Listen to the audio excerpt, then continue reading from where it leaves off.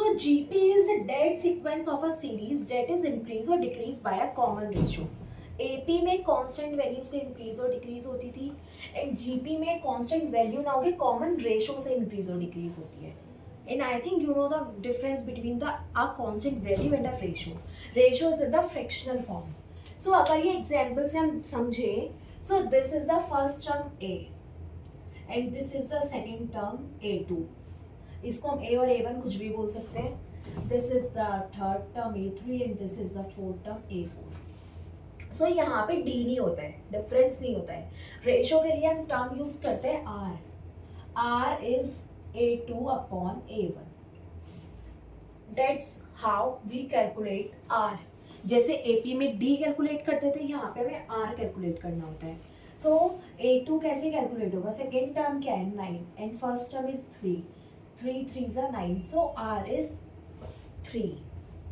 And यहाँ पे जो हमने फर्स्ट टर्म को A1 लिखा है that is first term and हम A2 वो 9 है उसको हम क्या लिख सकते हैं और A1R.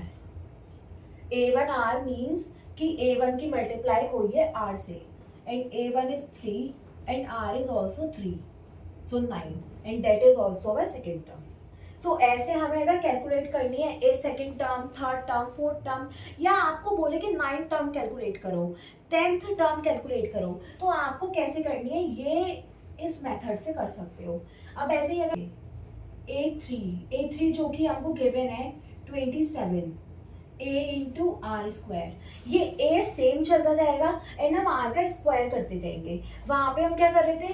A plus 2D A plus 3D. तो यहाँ पे हम 2D 3D ना करके R की स्क्वायर करते जाएंगे. ये अगर हमें A3 निकालना है तो हम R का स्क्वायर करेंगे. A4 निकालना है तो R की क्यूब करेंगे. A5 निकालना है तो R की पावर 4 करेंगे.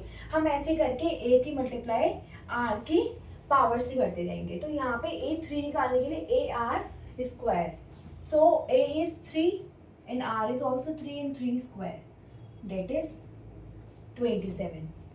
देन A4 जो कि 81 गिवन है, A is 3 and R cube 3 की cube 3 into 27 81 and so on. हम ऐसे ही करते चलेंगे. अब यहाँ पे भी आता है nth टर्म निकाल लिए.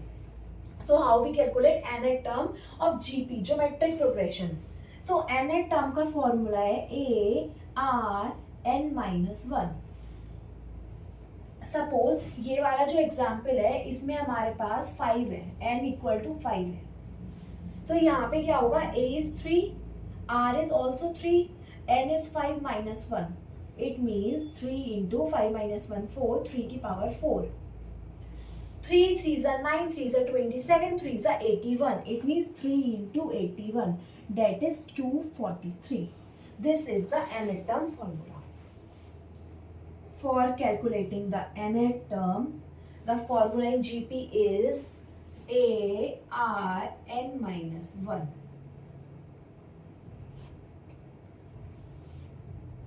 This is the formula of calculating GP in nth term. जैसे हमने nth term कैलकुलेट करी, सेम ऐसे ही हम सम भी कैलकुलेट करेंगे GP में भी. सो देखते हैं अब GP में हमको सम कैसे कैलकुलेट करना है. ये sum of nth terms of GP. अभी AP की देखिए, अब GP की देखेंगे. सो GP में दो कंडीशंस होती हैं.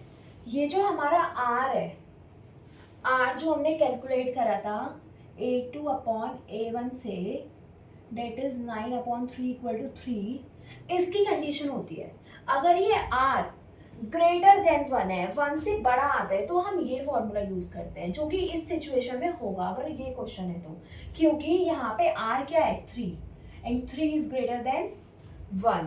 तो यहाँ पे हम फॉर्मूला यूज करेंगे Sn मतलब sum of n terms equal A into R की power n -1 upon R -1. And अगर हमारा जो R था वो 1 से छोटा हो, फॉर एग्जाम्पल हमारा जो R निकल के आया है डेट इज 0.25 और R इक्वल टू 0.5 या कुछ भी हो सकता है, बस 1 से छोटा हो. सो फॉर्मूला यूज होता है ये वाला A मल्टीप्लाई 1 माइनस R की पावर n 1 माइनस R. देखो AP और GP के जो भी फॉर्मूले हैं वो आपको याद करने पड़ेंगे. एंड ये तो आपने सुना है practice makes a man perfect. So जितना प्रैक्टिस करोगे उतना टिप्स पे आ जाएंगे आपके फॉर्मूले, लेकिन प्रैक्टिस करनी पड़ेगी क्वेश्चंस की। जितना प्रैक्टिस करोगे उतना सिंपल हो जाएगा एपी और जीपी। सो अभी मैं इस वाले क्वेश्चन का सम निकाल के दिखाती हूँ। अगर मुझे यहाँ पे एस एन कैलकुलेट करना है तो फॉर्मूला मेरा यूज होगा ये वाला, क्योंकि आर मेरा ग्रेटर देन है 1। सो फॉर्मूला है ए आर की power n minus 1 upon R minus 1। तो यहाँ पे मेरा a क्या है, a means a1 is 3, r is also 3, n is 5 minus 1 upon r minus 1. Again r is 3 minus 1. So 3 multiply by 3 की power 5. 3 3s are 9, 3s are 27, 3s are 81, 3s are 243. 243 minus 1 upon 3 minus 1 2. 3 multiply 242 into 2 upon 2. So हम इसको cancel कर सकते हैं, 2 1s are 2, 2 2s are 4, 2 1s are 2. Then इन दोनों की multiply 363. So this is the sum of n terms of GP. So AP और GP में यही डिफरेंस था। AP is all about a constant term difference and GP is all about the difference of ratio.